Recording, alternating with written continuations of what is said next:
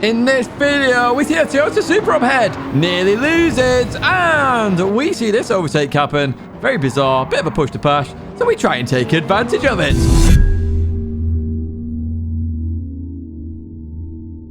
Hello everyone, and welcome back to a Gran Turismo video and a Beat the Meta, where we're actually in the Nissan GTR GT500. This car got the most votes in 9 votes. Now, if there's a car that I've not done Beat the Meta with, and you want me to see, or you want to see me do Beat the Meta with, put it in the comments. I add up the votes, and then I literally do the one with the highest votes, if it's possible. So that's why we're in the Nissan GTR GT500 at the moment, at Lego Maggiore, the full circuit, because I'm so used to calling it GP, it's actually called the full circuit now, as we continue round turn 1. Now, if you're not used to Beat the Meta, what is it for those that are new to the series? Well, essentially, you have the strong cars, which everybody picks, and then you have the non-strong cars, like the car I'm in right now, which are not necessarily as strong, so they are slower at this circuit. Meta being the strategy of picking the strongest cars, and non-meta being picking this car and trying to beat it. That is essentially the series. Now, there has to be at least one A+ driver in, and I can do as many races as I want, and I always start with the last of first challenge. That's what I'm doing here, as I've already overtaken Alex Spar there in the Supra, as they got it all wrong out of the sharp right-hander before the mini back straight that we had there. Gary has a slight tap with the GT Amateur up ahead then, the Porsche versus the Nissan, as we go through the S's here at Lego Maggiore. We get on the inside here, and we accelerate through up into P14. Happy days indeed. As we continue on then. Now this car has so much straight line speed. It is unbelievable as we advance to the next lap then and go through the right-hander and continue. Oh, the GT Amateur has gone there into the concrete. It's not even a barrier, that's just a concrete wall as we head up towards the left. So up another position here as we fast forward on then. And let's have a look in that rear view then. We can see a Porsche there, right? So when I was talking about top speed in this car's plenty. That Porsche should be overtaking me right now, but it's not, because the top speed in this car is huge, or it appears huge at least. The Porsche sends it down the inside. Oh, mini tap there, nothing major though. They were going for that inside line. We leave that corner side by side, heading up the hill then, and we are going to keep that position for now as we go into the left. And through the right we go. One thing you may have noticed here is we are struggling to keep up with the main pack up ahead. We really are. And just looking at rear view, look at this for a really weird bug that I've never noticed before. So as we leave this corner, all white. Then we have the standard Porsche livery. Appears out of nowhere. And then it goes white again. And then it goes back. Very odd bug that. So I will report that because it's very odd. I only noticed it in the edit, to be fair. As we get a bit of oversteer then, we lose that rear end. We lose the traction. That foot therefore means we lose the speed. We go defensive here. But Gary decides to go down the inside on the tightest line possible. And actually makes it work here. Unbelievable move here. Slight tap there on exit. Nothing major. They tried to give me space. But what a move by Gary, because there was not much room there. But decided to go for it anyway. Really good move there as we go into the S's. I've got all the work to do again. But remember, this car has top speed on its side. Let's have a look at that top speed as we go through the S's onto that back straight then and continue on here in the slipstream.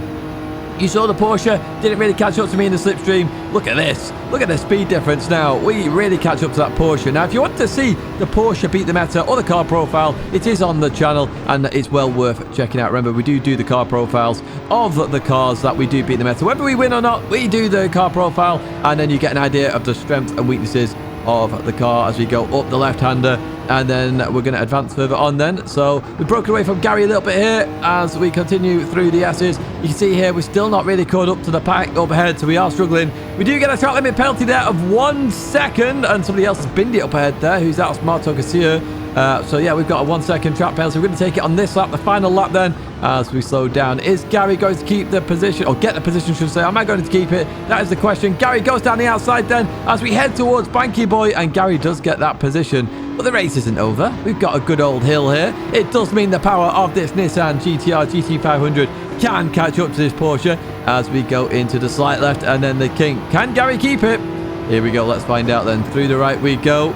Where's Gary going to go? Gary goes towards that right-hand side. I stick it towards the left then. In towards the braking zone we go. We go a little bit deep here on the Porsche. And Gary has to retake that position. Doesn't have to. Does take it, though, as we go through the right-hander and continue on then. We're going to head towards the last corner. And what's going to happen here then as we go down the hill and in towards the braking zone? Gary goes defensive then. We're going to take a tighter line. Gary went a bit deep here. Can we get the momentum as we leave this corner then? We're going to be right towards the line versus Gary. Gary leaves just enough space here for a car. There's a slight tap between the two. Nothing major though, and Gary keeps it. That was a really good race for Gary there on that last lap.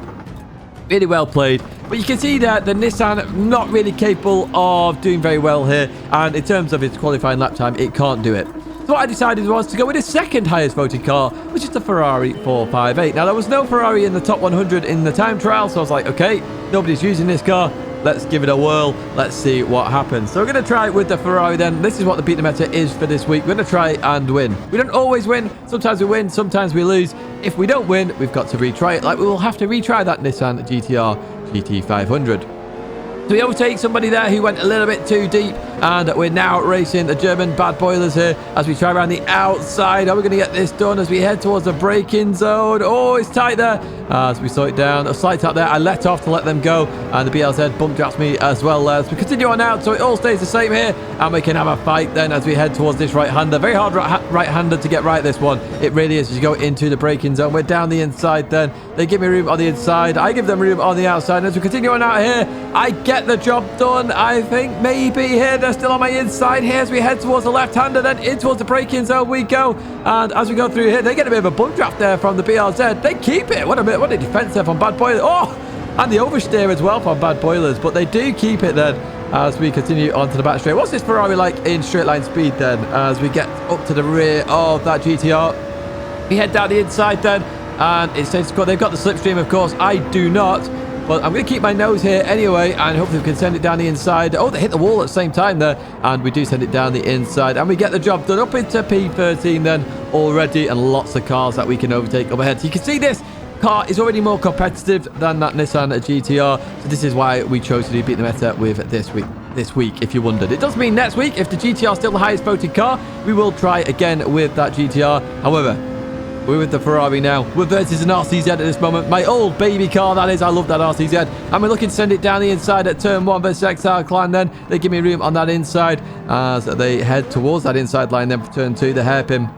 We try around the outside. We just understeer a bit too much there, and XR Clan keeps that position for now. Now, that understeer that you saw with the Ferrari then on acceleration, it is a feature of this car, and it's one that you really do have to get used to be honest with you, as we continue through that right-hander, and it's status quo for now. We're going to advance further on in the race then towards the end of the S's, and continue. Oh, somebody's gone. That's a big old spin there. Who is that? It's Varley there, the Hungarian driver. They are gone, so we are up into P12. Big old fight up ahead, though. Gary's back in it there with delivery loaded up correctly now. And we've got a good run here on XR Clan as we head towards turn 1 again. Oh, no, they've still got it there. They still got it. We're still looking on the inside. Is it going to work? No.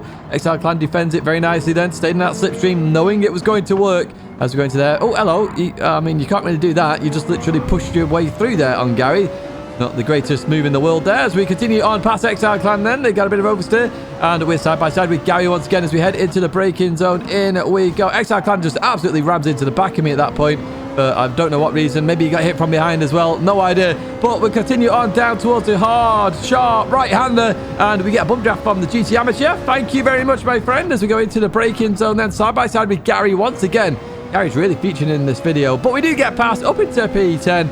Can we get then P9? We do catch up to Kimura. And coming into here, I did not mean to do this at all. The rear just went, the Ferrari. Now, if you've never used a Ferrari, it does that a lot. It really does. We do the same corner again at the final lap, and Kimura gets the same experience in the Renault there. But we take advantage of that. They go a bit too wide there. We go on the inside, and we are up into P9 then. As we advance towards the end then, and we finish there in P9. So not too bad of a race there in the Ferrari. It really isn't. Now, we always do last to first, as I explained earlier on in the video. So what I always do is I always do the second race immediately after setting a time. That time we get is a 55.1 after 2 laps. We'll take that. And we're actually starting in P2, which is a bit insane, really. There are A+ drivers there. So let's see what we could do versus Josh up ahead then. Now, if you are not subscribed already to this channel, please do subscribe. We're on our journey to 40k. And if you are liking this series, do give it a like. A lot of people love the fact I'm using different cars. The whole idea here is that in GT7's life, I normally said at the end of the year, but we're not going to get that done.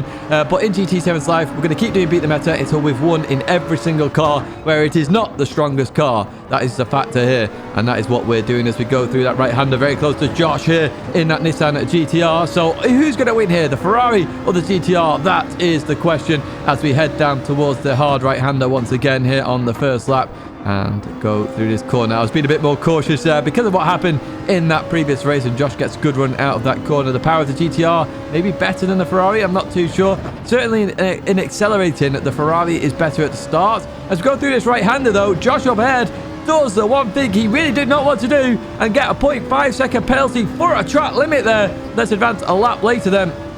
As we head back into the S's, we are within that 0.5 here, so it looks like we could get the win here very early on. We're going through here. We have a big old moment there. We do catch it just here, and Josh up ahead is going to fly on forward, and unfortunately for me, is going to get the victory. So it's only a P2 for me. It does show we can get 55s out in the race. We can't get 55s in that GTR early on, I will promise you that.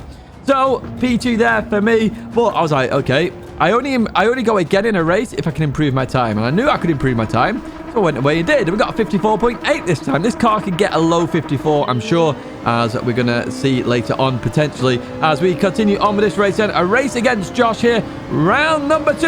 Let's fight, Josh. Let's see what happens here then as we go into turn 1. We are very close to that GTR then as we go through the right-hander very cautiously, and on exit here we go then. 0.3 of a second behind Josh. We advance to lap 4 where nothing really changed really. Josh pulled away. I started to catch up to Josh again as we go into this final lap then. We're going to have a big old battle with Josh. That's the idea here. Let's see what happens. A final lap battle. Can we do it, folks? As we head towards turn 1.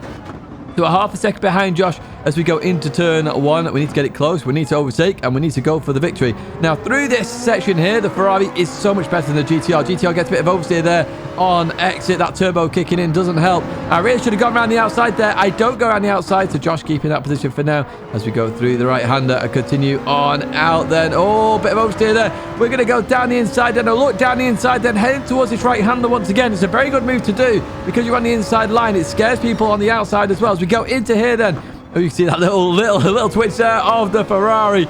We get into P1 then with that move. We go defensive as we head towards the S's. As we go into this braking zone, we slow it down then, and we go towards that inside line. We keep the position for now, but we've got a big old slipstream coming up. We do that safely for once then in the S's. The Ferrari is a bit sketchy there as we continue on through that GTR in the slipstream then. The GTR has more top end maybe here, I'm not too sure. As you can see there, I go defensive. Josh coming behind me then as we go towards that left hand side then, side by side towards Banky Boy. In towards the braking zone we go, side by side. The Ferrari is so good on this Banky Boy though. On exit, you can just put your foot down, off you go. We keep the position for now as we head up the hill then towards the left. This is where Josh is going to get a big advantage in that slipstream. Look at Josh get closer and closer and closer. I keep it tight as I can here as I go towards the right side. Josh just taps my bumper there. Gives me that overspeed I needed as we go into here. Now slow it down a lot on the apex. I knew what Josh was trying there with the undercut there. Didn't quite work then as we go through the second right-hander and on towards the final corner. What a good race! I love this kind of race. Can we keep this position? And you saw my enjoyment there. I've given you a bit of the VOD then as we go through this final corner then. Josh is going to get the run. We're going to go defensive and head towards the line. Let's jump to some more live reaction. Yeah. Oh, well played, Josh. That was awesome. Absolutely awesome. What a race. What a race. What a race indeed. So we did beat the meta quite early on. In fact, we could have done it in 2 races, which would have been a first, I think, on the channel. I don't think I've done it in 2 races before. It's been very close. But we've done it in 3 there in the Ferrari 458. So it's the car profile for the Ferrari that will be coming up next, folks. So keep an eye out for that. And if you're wondering what a car profile is, check the end of this video. There's a link to the latest one there. However, what you need to decide, folks, is what we're racing next. So what we're going to do is look at the leaderboard here. And you can see there all the cars we've done and got first place. The Ferrari's there. And you can see the votes for the Ferrari. There was 8 votes so far totaled for that Ferrari.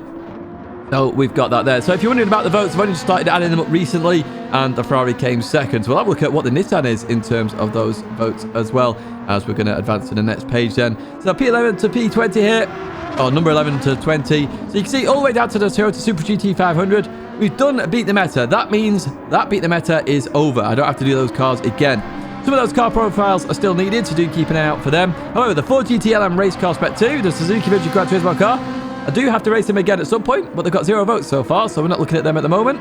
The Peugeot Gr.3 Turismo car, 0 votes, has to be done again. And then we've got the Nissan GTR GT500, which had 9 votes at the time. At the moment, it's still the highest in terms of votes, so it's the car that we will be trying out next time, unless some of these new ones get in there. The McLaren F1 got lots of love last time, as did the Vantage GT3 there, as we go through to number 31 to 40 here, and you can see some of those votes slowing down then towards the rear of this one then. And this is Nissan Skyline Super Silhouette. That's had a few votes recently as well. We got the sprint model there down at 1 vote. Some people are wondering whether that is the same as the endurance model. Well, we'll only find out when we do a car profile as we go to the next page, where we've got some 0 votes there at some of those cars. So if you do want to see any of these cars that haven't done Beat the Meta yet, make sure you say that in the comments. I will add the votes up. You know your vote's counted. I will love the comment when I know the vote is counted. And there we go then.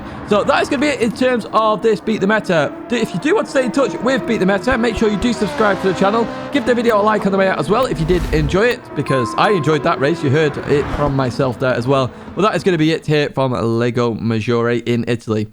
2 videos there to check out, including the car profile that I talked about and the previous Beat the Meta, which is always a good watch. Thank you once again for watching, and I hope to see you in another video or live stream again very soon.